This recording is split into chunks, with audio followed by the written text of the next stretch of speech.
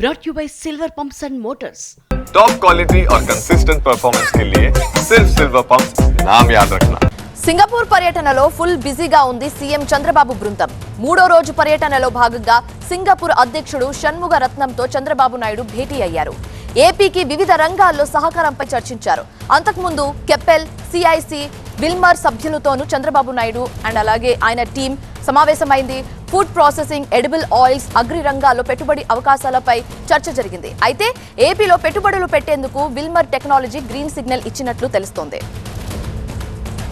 అంతకుముందు పారిశ్రామికవేత్తలతోనూ సీఎం బృందం భేటీ అయింది. డేటా సెంటర్లు, ఐటీ కంపెనీల ఏర్పాటుకు విజ్ఞప్తి చేశారు చంద్రబాబు నాయుడు. ఏపీలో ప్రభుత్వ పాలసీలు, పెట్టుబడుల అవకాశాలను వివరించారు. విశాఖలో ఐటీ కంపెనీల స్థాపనకు అవసరమైన ఎకోసిస్టమ్ ఏర్పాటు చేశామన్నారు. అలాగే క్వాంటమ్ వ్యాలీలో పెట్టుబడుల అవకాశాలపైన దిశానిర్దేశం చేశారు. మరింత తాజా సమాచారం మా స్పెషల్ కరెస్పాండెంట్ నాగరాజు అందిస్తారు. నాగరాజు, ఇవాళ థర్డ్ డే సింగపూర్ లో చంద్రబాబు నాయుడు ఎవరెవరిని కలిశారు, ఎలాంటి అంశాల మీద చర్చించారు, ఎలాంటి నిర్ణయాలు తీసుకున్నారు, సింగపూర్ టూర్ కి సంబంధించి పూర్తి డీటెయిల్స్ ఏంటి?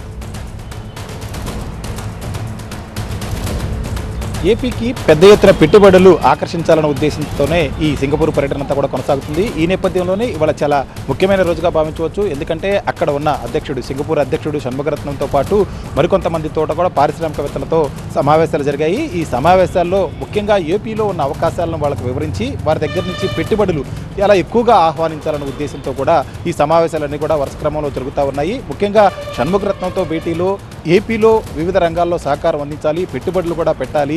గతంలో ఏదైతే 2014 నుంచి 19 వరకు సింగపూర్ ప్రభుత్వంతో ఏపీ ప్రభుత్వం అనేక అంశాల మీద కూడా ఒప్పందాలు చేసుకోవడం, అదేవిధంగా రాజధానిలో పెట్టుబడులు పెట్టాలని కూడా ఆహ్వానించాలని జరిగింది. అయితే గత 5 ఏళ్లలో అటువంటి ప్రయత్నాలన్నీ కూడా వెళ్ళిపోయాయి. కాబట్టి మరొకసారి పూర్తి స్థాయిలో ఏదైతే సింగపూర్ కంపెనీలని ఏపీకి ఆహ్వానించి ఏపీ రాజధానిలో పెట్టుబడులు పెట్టాలనే దిశగా ఈరోజు సమావేశాలన్నీ జరిగాయి. అయితే ప్రధానంగా ఐటీ కంపెనీలు ఏర్పాటు చేయడం, అదేవిధంగా డేటా సెంటర్లు ఏర్పాటు చేయడం మీద ముఖ్యంగా విశాఖపట్నంలో ఉన్న ఎకోసిస్టాన్ని ఉపయోగించుకొని ఇప్పటికే పెద్ద ఎత్తున కూడా గూగుల్, టీసీఎస్, కాగ్నిజెంట్ లాంటి కంపెనీలన్నీ కూడా వస్తున్నాయి. కాబట్టి ఏదైతే సింగపూర్ పారిశ్రామికవేత్తలు కూడా విశాఖకు రావాలని చెప్పి ఆహ్వానించడం జరిగింది, పెట్టుబడులు పెట్టాలని కోరడం జరిగింది. అదేవిధంగా లోకేష్ కూడా వివిధ సంస్థలకు సంబంధించి ముఖ్యంగా ఎలక్ట్రానిక్స్ రంగంలో కూడా పెట్టుబడి పెట్టాలి, అదేవిధంగా డేటా షిప్స్ డిజైనింగ్ సెంటర్స్ని ఏర్పాటు చేయాలని కోరడం జరిగింది. వీటితో పాటు కొన్ని అగ్రి బిజినెస్లు, అదేవిధంగా ఏపీలో విమానయాన రంగంలో కూడా చాలా విజయావకాశాలు ఉన్నాయి. అక్కడ కూడా పెట్టుబడులు పెట్టినట్టయితే వారిని కూడా ఆహ్వానిస్తాము, ఇందుకు కావాల్సిన మౌలిక సదుపాయాలన్నీ కూడా ఏర్పాటు చేస్తున్నామని చెప్పేసి